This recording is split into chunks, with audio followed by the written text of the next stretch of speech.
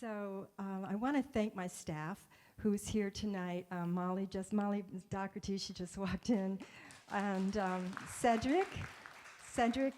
Is Cedric in the audience? I can't see because the lights are in my eyes. Cedric. And in the booth, we have Liam Schaefer. He's our production manager. And behind the camera here is Les Rivera. He's always with us doing our videos. And we have a board member here, Millie Laneberg. Thank you, Millie, for all your work. And we also have a new board member here, Allison Laserwitz. Thank you so much for coming. Did I miss anybody? I hope not. Okay, I would like to introduce, this is a HubChat. We have a HubChat once or twice a year. It's a forum where we like to tossle up some ideas from our resident artist. We select one artist through a panel every year. And this year it is the divine Megan Mazarick.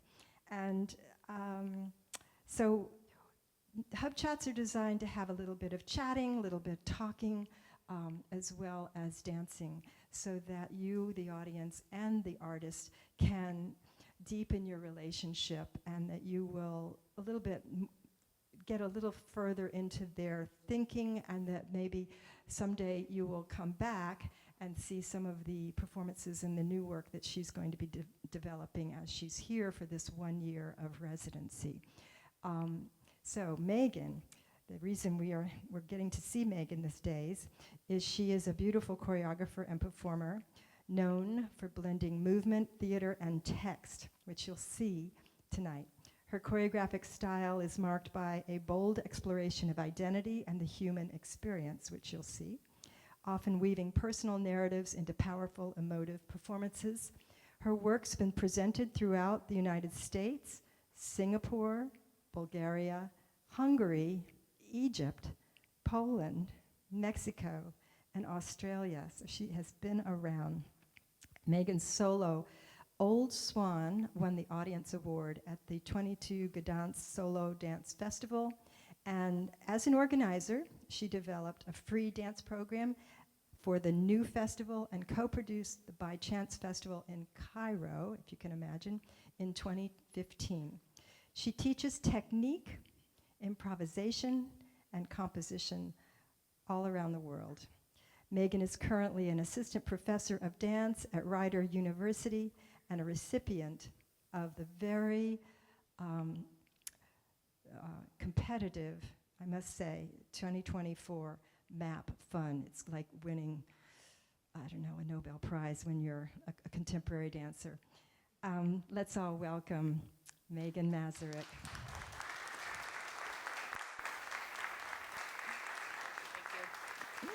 Megan's going to be performing.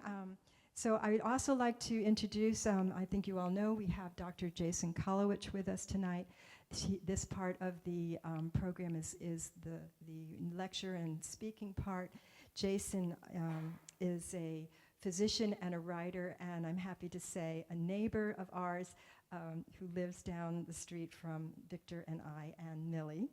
He researches and writes about issues at the intersections of bioethics, aging, and the neurosciences. He's an author and novelist. His essays have been published in the Wall Street Journal, the New York Times, Forbes, The Hill, the Los Angeles Times, the Philadelphia Inquirer, it's a long list, Sat News, and the Washington Post. Wow. He is a professor of medicine, medical ethics, and health policy, and neurology at the University of Pennsylvania, and the co-director of the most amazing Penn Memory Center, which is phenomenal. And there he cares for his patients. He's recently written a book that was seminal and very important about the subject that we're going to be talking about, Alzheimer's, tonight. And I'm going to let him say the name because I didn't write it down. I know it's The Problem of Alzheimer's, and then it has culture, science, and something else, and what we're going to do about it. It's really, Uh, I thought we were going to have a book signing, but he didn't bring his books, so I'm sorry, everybody. And I want to say one more thing before we bring Jason out, because I won't be back out here. Megan is going to have a master class on January 10th, which you're all able to come and observe if you'd like to come back to the Performance Garage in the winter. She'll also have an open rehearsal so that you can come back and watch her process as she's creating a new work.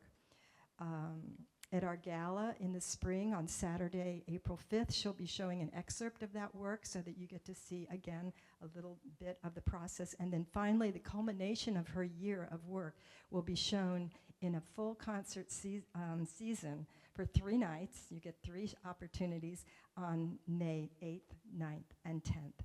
So we have a lot to look forward to with Megan. I have one more thing I wanted to say. I'm so sorry. But look down at your elbows, and you'll see some plaques down there, right?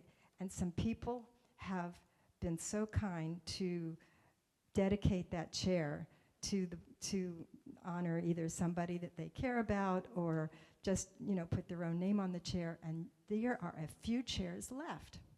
Imagine that. And it only costs $1,000 to put your name on the chair, and we could really use the support. So if you'd like to consider doing something with the chair while you're here tonight, just get to any of us and let us know. Okay, with that, Jason, please come on. Thank you, Jean. And there are some seats in this center area if people want to move center to be able to view the dance in its full-on perspective. It's a pleasure to be here. I think the statement a doctor and a dancer get up on stage could be a setup for a joke, but this isn't a joke. This is actually quite meaningful because we care deeply about the question, what is it like to be? Because that's a question that asks fundamentally, what is it like to have a mind? And I, as a physician at the Penn Memory Center, care deeply about the mind because, of course, a person living with dementia is living with disease that is damaging their mind. It's making them a little less able to experience the world, a little less able to act with agency in the world. So I care deeply, my colleagues and I care deeply about the mind. So why is a doctor and a dancer on stage? Well, because I think one of the ways that we can answer that important question, what is it like to be a person living with dementia, is through the arts.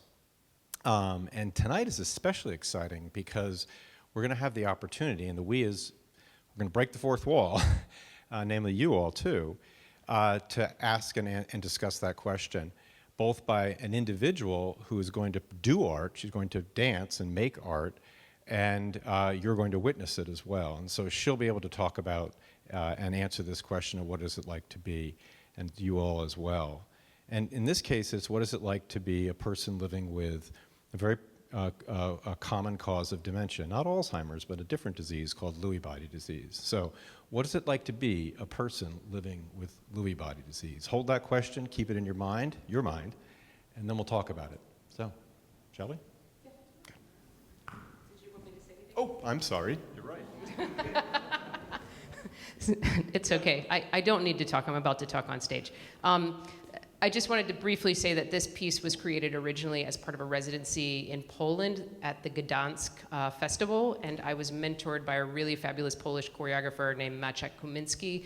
Please look up his work. He's brilliant. When I originally started making this piece, I went to Maciek and I said, hey, I want to do this piece about maybe jellyfish and time and maybe space and a little bit about my dad. And he was like, okay, so you're saying you want to do a piece about your father. So this is sort of the resulting piece. What I did to make this piece was I looked at what is happening with my father. So I'm embodying my father. I'm also looking at my father, and then I'm thinking of a metaphorical explanation. What trace do we leave behind in somebody else's memory?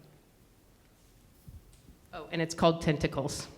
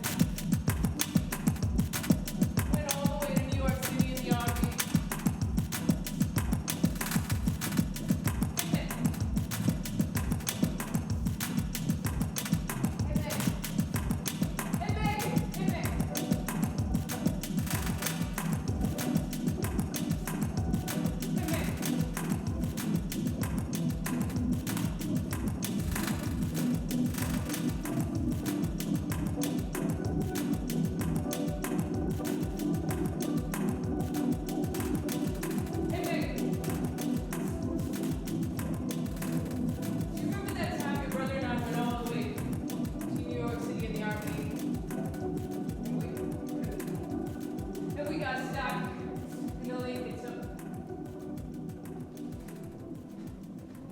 Hey Megan, remember that time your brother and I went all the way to New York City in the RV and we got stuck in the Lincoln Tunnel because we ran out of gas? Did I tell you that story? There are 34.7 trillion cells in the human body. That's a lot of cells. And of those cells, my friends, 171 billion are brain cells. 86 billion of those brain cells are neurons. They get stuff done. 85 billion of those cells are glial cells. They support the neurons.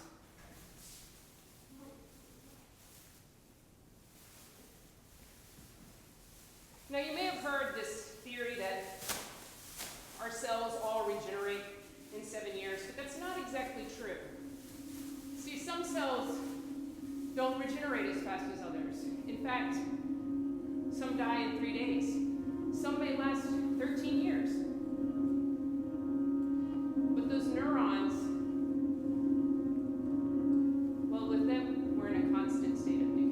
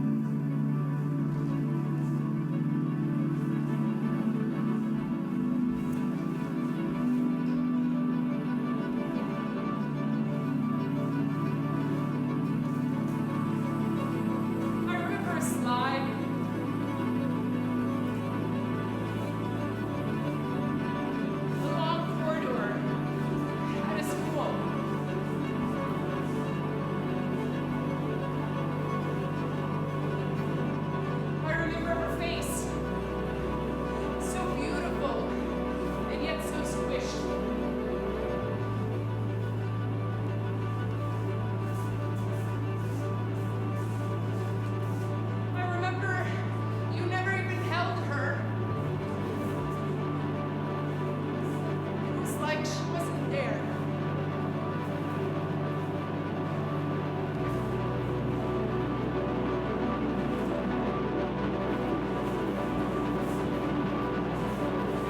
But I remember you holding me.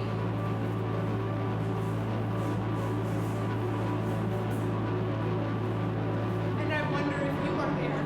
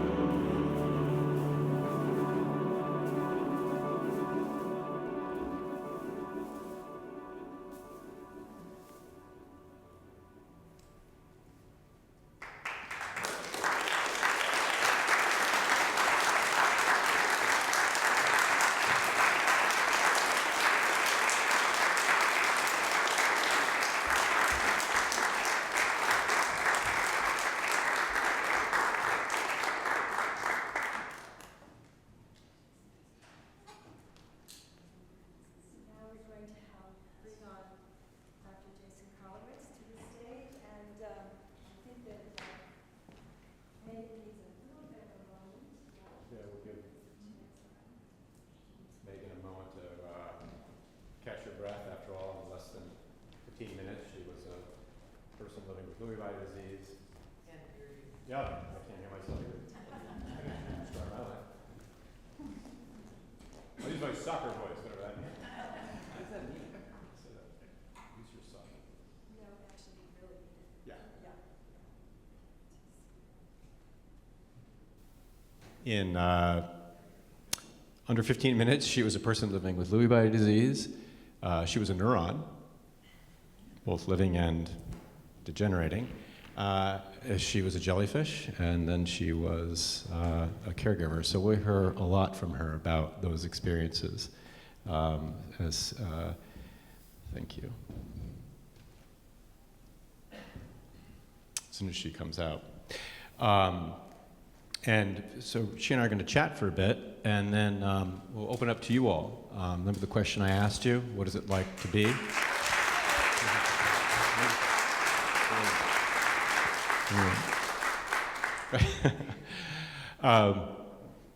Yes, so Megan, spectacular. So at home, your father is Mike, but you call him, what do you call him? I call him Dad. Dad.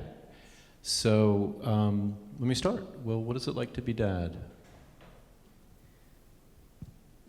I think that's a very difficult question, but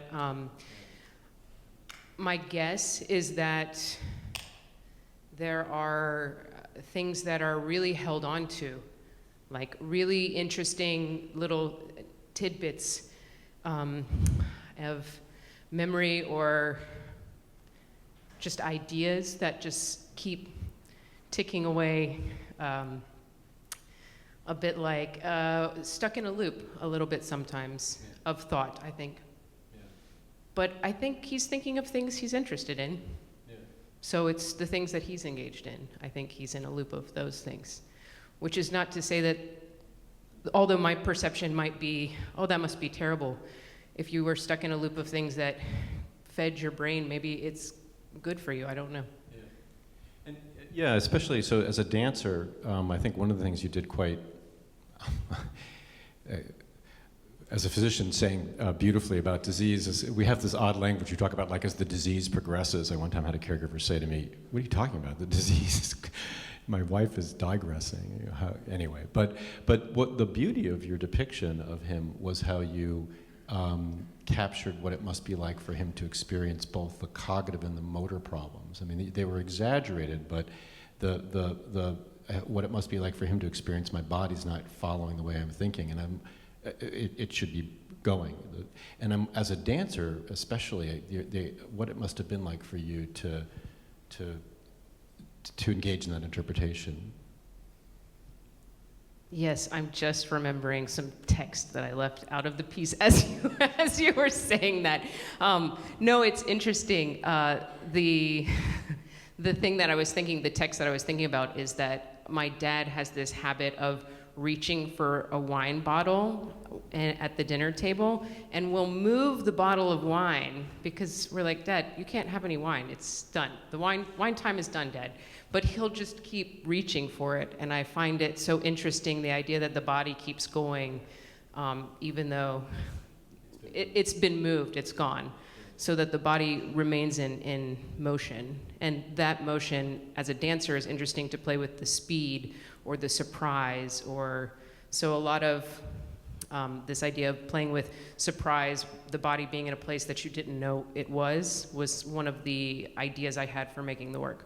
Which, as a dancer, must be particularly awful, bear with me, the idea that your mind and your body, although I think body and mind actually are one, but that they're dissociated, and the suffering he must experience from that I want my hand to reach, but the command that I have for that is, and you elegantly depicted that, I think that for him is probably a big part of his suffering experience.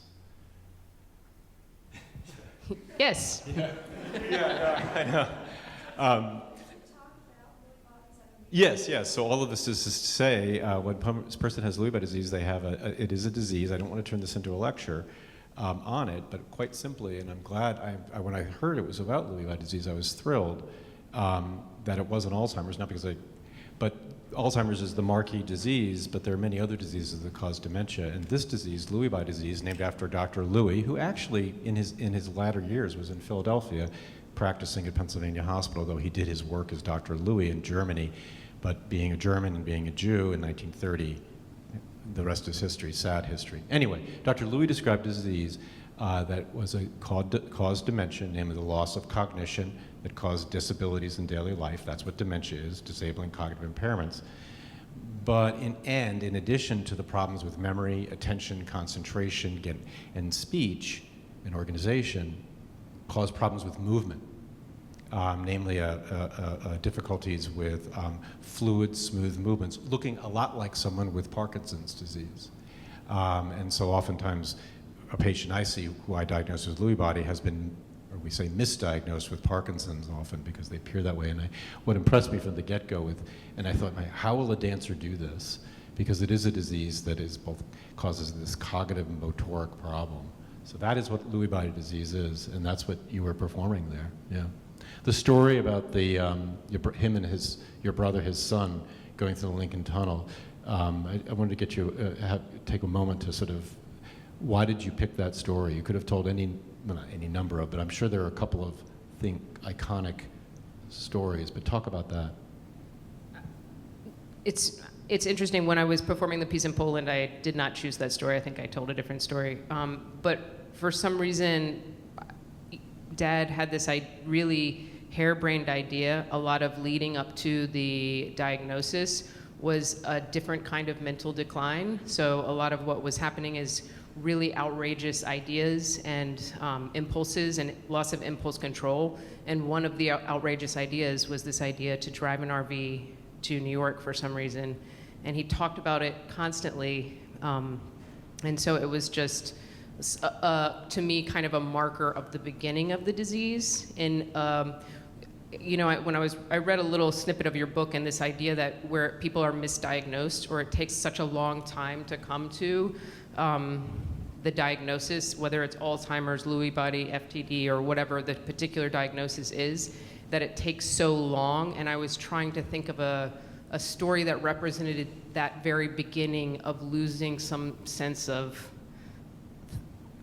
insane thought, for lack of a better term. I thought also it was very clever that the story was ultimately about running out of gas, which is in some sense what I think, in fact, many of my patients might not use those precise words, but that if you said to them, do you sometimes feel like you're running out of, they'll say, yes, exactly right. I just seem to lose this energy in my mind or my thought, et cetera. So I thought it's a very clever story in that sense to capture the experience of what he must be feeling as he's struggling to get words out. The thought's there, but the words won't come out. And I have patients who will tell me that, and they struggle to tell me it, but if you take the time, that I know what I want to say, I just can't get it, and even then they'll struggle. Unlike suffering in the body, it is a distinctly different kind of suffering. And then you were a neuron, but before we get to that, so it's what it's like to be dad, but of course you have a role in this disease too, namely you're his daughter, you're one of his, and I'll use the term that we use, and caregivers. What is it like to be his daughter? It's interesting because my father lives in North Carolina, and I try to go to North Carolina to see my dad a lot, but oftentimes I see his decline in chunks, like stair steps. So, yeah, it's such a bizarre feeling to see somebody diminish in those sort of chunks of time. It's funny because there's moments when he's still there, and I can find these like little moments. My dad and I have a very humorous relationship, so if I can make him laugh, then I'm like, he's still there. But it's that, how the bar is much higher. I used to make him laugh all the time, and now I really have to pull out some zingers, I think, to get a reaction. So it's a bit different, and it's interesting because his personality was so humorous. My brother and I would refer to him as the Fonz because he always kind of walked into the room like, hey, and was just always happy. And to see him kind of in what I see as like a no man's land space where I don't know where he is. Yeah. It's very odd, I will say, yeah. It's very interesting that you described that. We did one of our projects looked at how people like you, excuse that phrase, but caregivers, that's the way we talk in science, we put people in categories and we count them. But people like you perceive the mind of their relative. And one of the key findings we found was even in individuals with, by our way we speak about the disease, very profound impairments in cognition and therefore function, that typically caregivers will describe these moments of lucidity. Of clear connection, like that is mom, that's so typical dad, or oh God, that is my brother.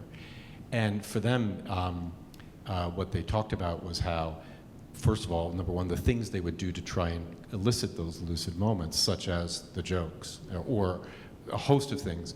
By the way, many of the things people would do to try to create lucid moments was the arts. A very common theme was, I know he always liked, and then they would go to some either musical or visual, and so that's why I do those things with him, which is actually one of the inspirations for our work on arts and the mind.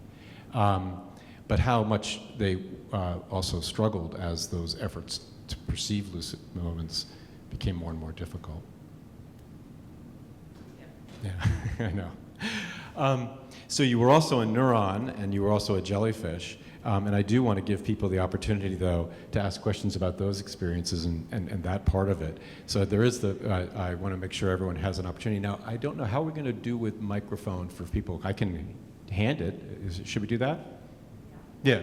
So we'd like to open up for you all to ask questions of Megan and myself, but mostly Megan, please. Okay, that'll be our theme. So our artist who performed what it is like to be a caregiver, a person with a disease, a neuron, and a jellyfish. I'll take it around, yeah.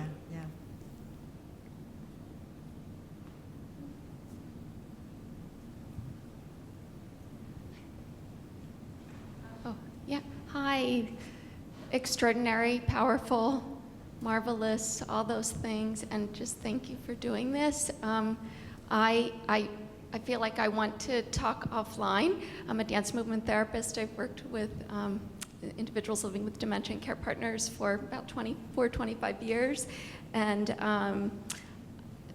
I have so much to say and lots of goosebumps. I am curious, Megan, what you are doing for your own self-care and nurture, and throughout this process, specifically in embodying these processes and embodying your father and that relationship and all the emotions, all those things. What I'm just curious what the process was like for you emotionally, and also about that self-care, what specifically you found yourself needing to do or wish you did more of, or, does that make sense? Yeah. I don't know if this is on. It's not. I can speak loudly, and I think you can probably hear me. I'm sure any minute it'll come on. But what I would say is, in many ways, this is my self-care. That making the project is self-care in some ways. And, the work of making the piece is very vulnerable.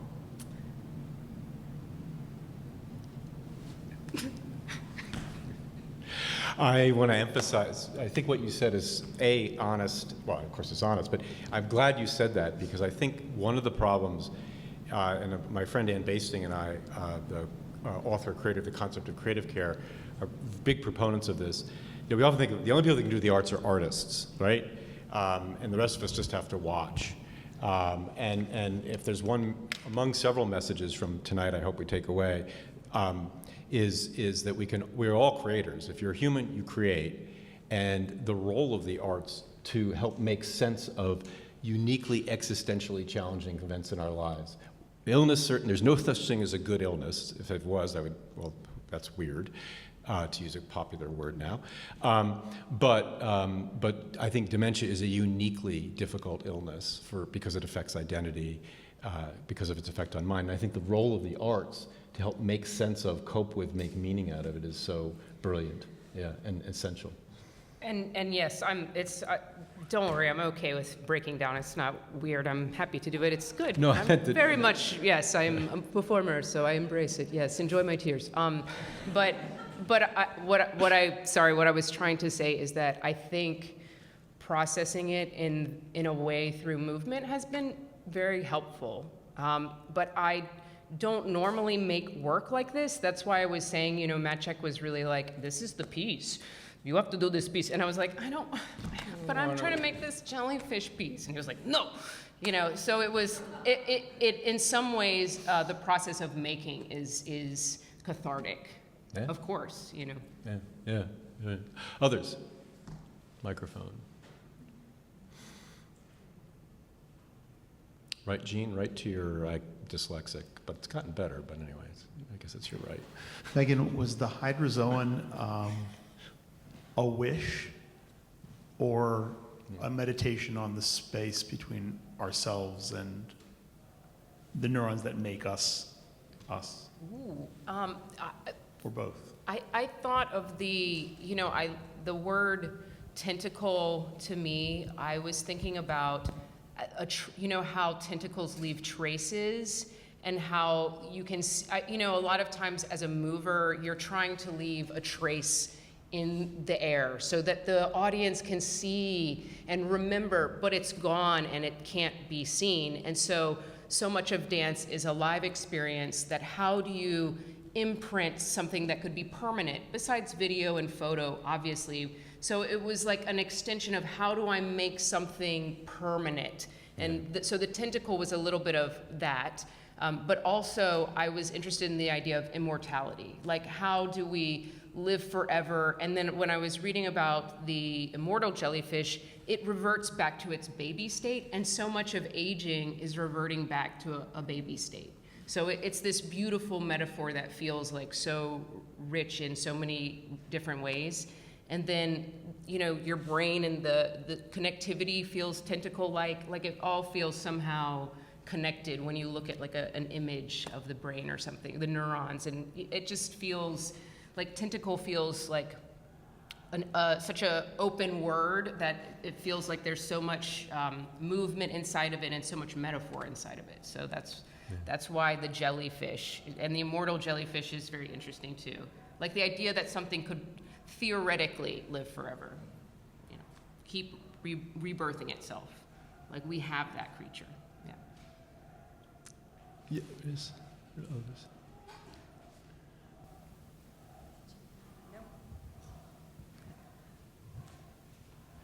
I, of course, when as I get to the microphone over, my immediate reaction when I thought of jellyfish was, oh, Megan, jellyfish don't have a mind. But I see, I know. but that's just me. I'll deal with it. But yes, no, I think this idea of interconnection I found very, very profound. And in fact, what many caregivers will tell me is one of their roles. The thing about caregiving, first of all, people have been caring for people since the Bible. The book of Ruth is about a caregiver relationship, even though people use it as some lines of it for weddings. It's actually a caregiver relationship. But no one called Ruth Naomi's caregiver. She was just a good daughter-in-law taking care of her mother-in-law. And people often think of caregivers as just that. They're sort of like neither maid nor nurse in this kind of liminal space. But what caregivers will tell me what they do is mind support. Is what their role is almost like eyeglasses or any number of things that allow a damaged mind to still function. And in that sense, this idea of the connection of the tentacles sort of reiterates that, how we all support each other's minds, the well and the not well. But for people with dementia, it's absolutely critical, which is why I think caregiving is so amorally profound, and B, all the more adds to the tragedy of how, in this country is sidelined and neglected because it is so important for mind support. Yes. My question, Megan, I really enjoyed your David impression. David Attenborough, yes.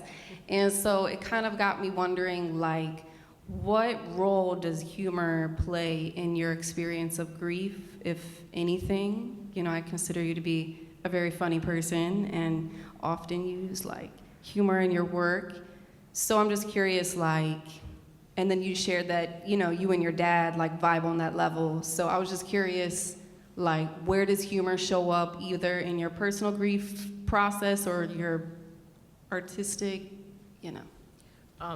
So my sister, who is an awesome, amazing nurse who's actually looking after my dad right at this very moment, she got my dad this really beautiful television. She set it up, you know, she was like, okay, I'm gonna put the TV right by your bed so you can watch TV when you want to. And she set it up and he's watching her set it up and she's doing the whole thing. She like, you have to log on to all these things, buttons things you have to log into, all the HBO, the blah, blah, blah, all those things you have to do. And she's doing it, she's doing such a good job. And she's, okay, what do you think? And then she like wanders off. And my dad looks at me and I go, hey Dad, I got you this awesome TV for Christmas. What do you think? And he just cracked up, because I was just sitting there the whole time she's doing all the work. Yeah. And you know, I was like, what do you think about that awesome TV I got? And he was like, ah, ha, ha, ha. I was like, yep, I set it up all by myself. And he was just dying. I mean, so if I can like find these moments, really with him, that is for me my connection. Yeah. The thing that Jason was saying about trying to elicit what we remember in our loved one who is going through dementia of any sort, is trying to find the thing that you have. So for me it was this, like, you know, it's always these sort of jokes and this kind of really casual way of being together. So this is what I'm finding, but it's different for, I'm sure my sister and my brother and my mom, of course, it's very different. But for me, the humor, it lightens it. And, you know, I was talking about this with Jean and Molly and Jason. I'm not interested in making a piece where I'm just like, oh, see how painful this is. But, you know, how do we see light? How do we see some other side of, how can this be funny? How can how can reaching for a wine bottle and not getting it be funny? How can these moments that we see humor in them, and they're dark and they're scary, but they're funny too. You know, some of the really dark parts are really funny. You know, yeah. And so it's like two sides of a coin, right? You know, I know, you know, yeah. In Arthur Koestler's book, The Art of Creation, one of his central theses is that probably one of the most creative acts, it's probably one of the most human acts, is the creation of a joke. Because what it does is it takes two, other than the obscene jokes, it takes two seemingly truthful things and puts them together in a way that is absurd and causes this wonderful emotional reaction of hysterical, you know, of laughter. and when performed and if done well, creates connection. And I would argue you did a great joke there. You put two truths together. Yes, it is Christmas, and this TV was made, but I made the TV, and he got the joke, which is a big act of mental perception to quote get a joke. That is a great joke. And then the connection of the laughter. So again, a good example of we're all creators to the extent that we all among other things, can tell jokes, some better than others. Other questions, comments? Jason, I'll ask a question. Yeah. I think some of the people that came here tonight would like to maybe have you talk a little bit about the subject of your book. I did read his book, and it's really a remarkable book that will take you on a journey to learn the history, a lot of history about what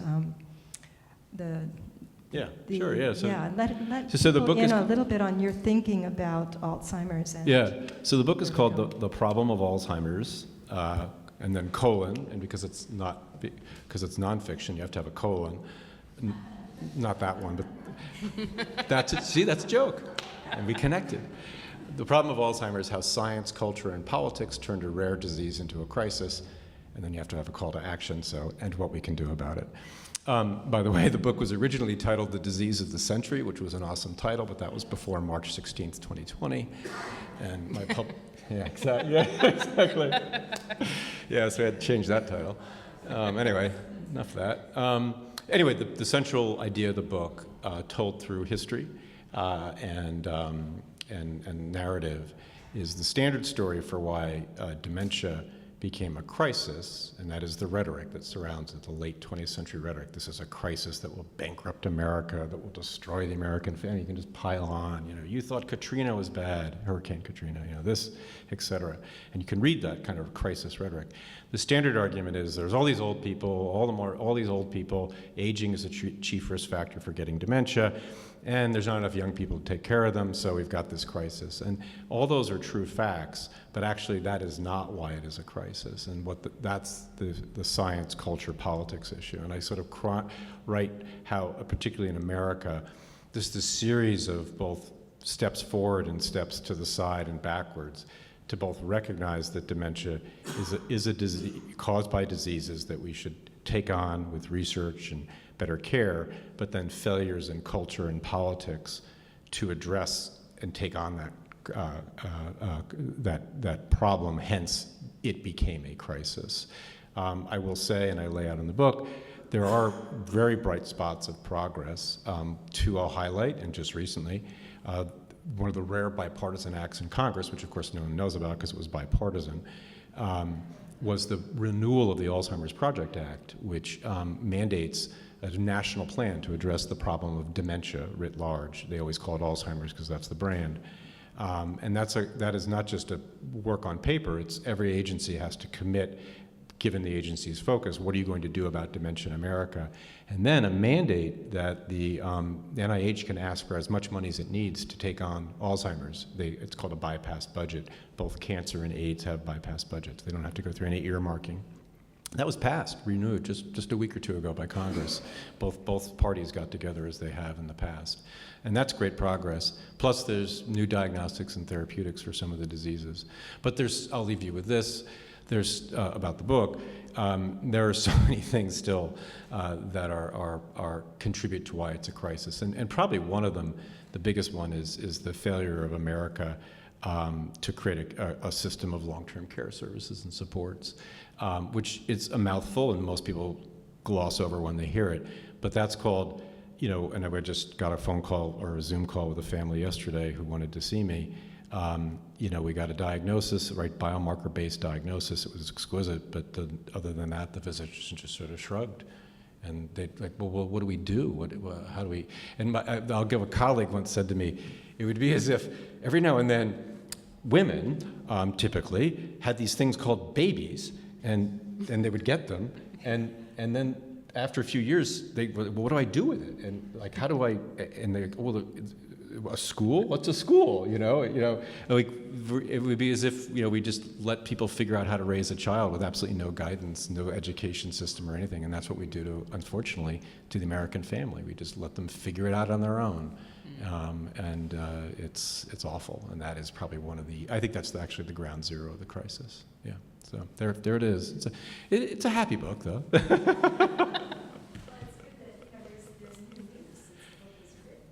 Yeah. Yeah, no, I'm very encouraged what has happened. And what is the solution? What is the solution? Well, short of a cure, we have to figure out how to live with these diseases.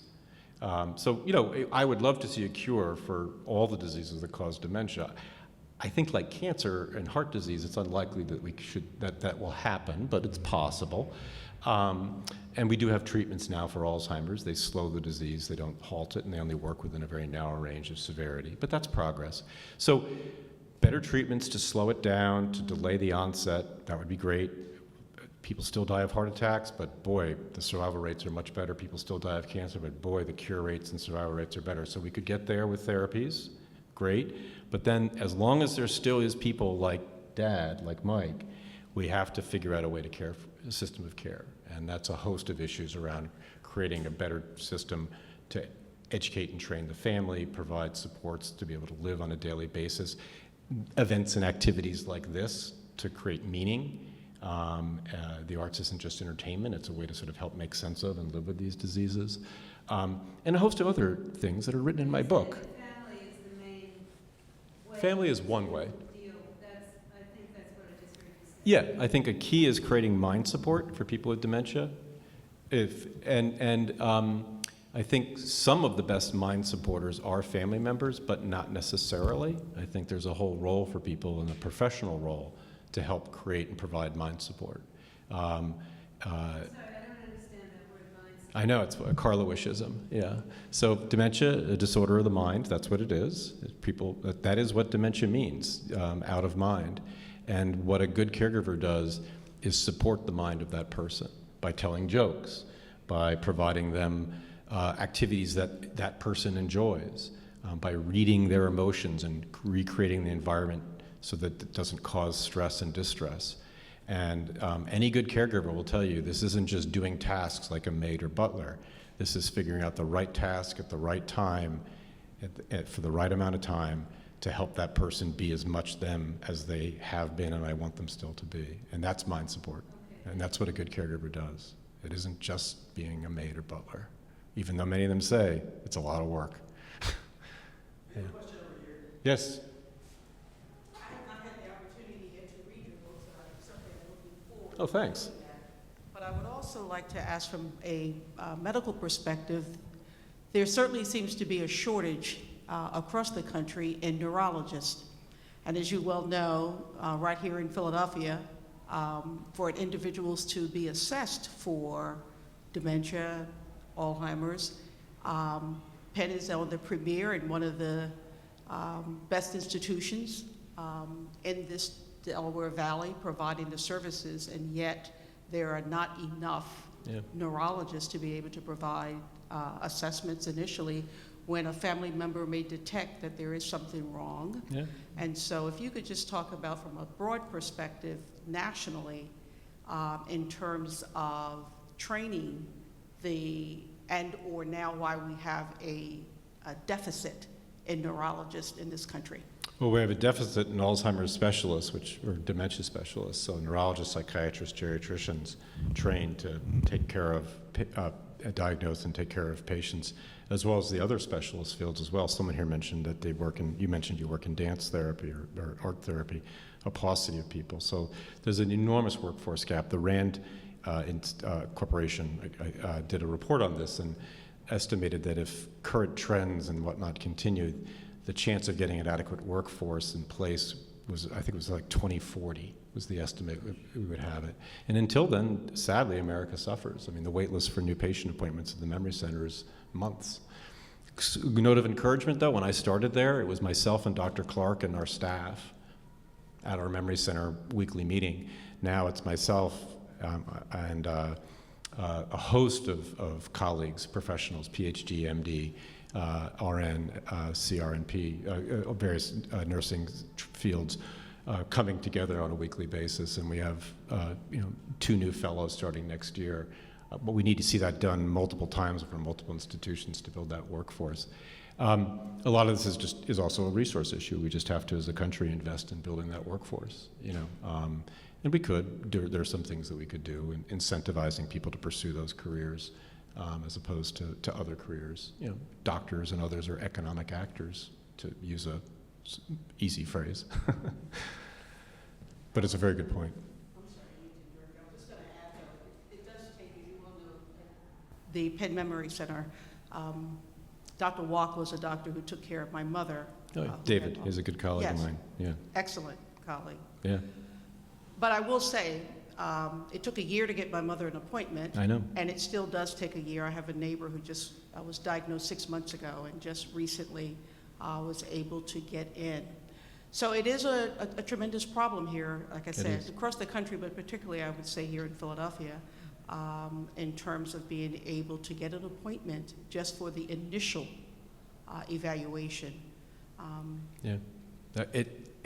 Trust me, the worst email I get is from people who write me and say just this, my mother, my father, et cetera, could you? And the sad thing is there are so many hours in the day, and just so many of us to do the work. But again, we have Dr. Rubino as our new fellow. We have 2 other new fellows coming in. But yeah, that is a tragedy. This gets back to the crisis story. I'm sorry to dominate here. We had about 30 years to address this problem. People were saying, we don't have the workforce, we don't have the workforce. But again, this gets back to the politics of the disease, namely increasing that workforce meant spending money. And since about 1988 in America, raising taxes and taking other policy steps to increase spending has been the source of just bitter political fights and non-starters. And so that's where politics has made this a problem. Sounding. I realize we are at time. It's 7 o'clock. But I want to give you the last word, not me. So we look forward to your performances coming up. We've heard the dates, Jean gave them. But please, the floor is yours. My last word is that through making the piece, I have met so many people who have said, this impacts me so much. And then there have been 2 other artists' work recently. Good friend Sarah Sanford just did a piece about her mother's dementia. It was a theater piece that I saw recently called Love You, Love You, Love You. And there was another dance piece recently about a mother with dementia. And so I think artists are addressing this issue and people are interested in the topic. And so, I find that to be encouraging in its own way, that people are beginning to really address this in the arts and make it a subject matter. So it's very timely that this piece happened, and there were 2 other performances in the Fringe Festival about parents with dementia just recently. So, I agree. Well, thank you so much. You're marvelous. Thank you all. Thank you so much. This was such a rich discussion, and I really hope, did all of you think, as she said, there were other pieces, did you want to see them? Yeah, it made me think we should do a program on it, a full evening. So thank you, and I really hope that you will read Jason Karlawish's book, because it will explain a whole lot to you. It's just really an accomplishment, my goodness. And your solo, so beautiful, so beautiful. Good night, everybody. We have refreshments outside, and we'd love to talk to you. And Megan and Jason will be here to talk to you personally. All right, thank you.